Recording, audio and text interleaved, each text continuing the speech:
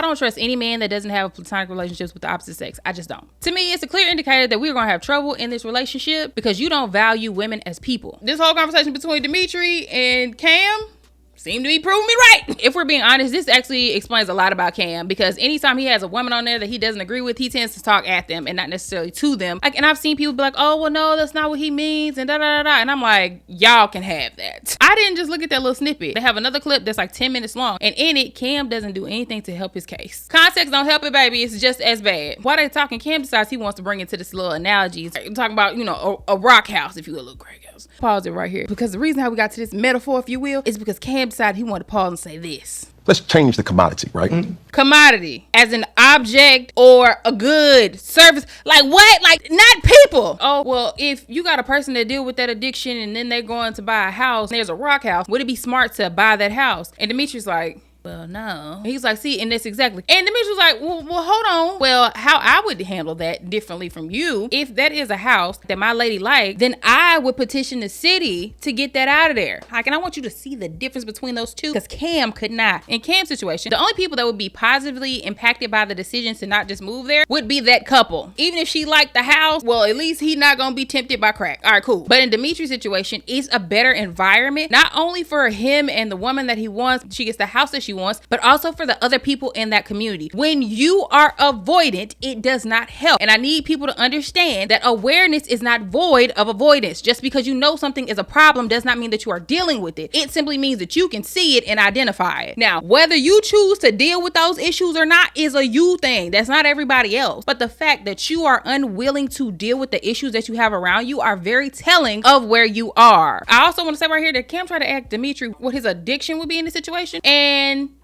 Cam said his was not women, but coaching.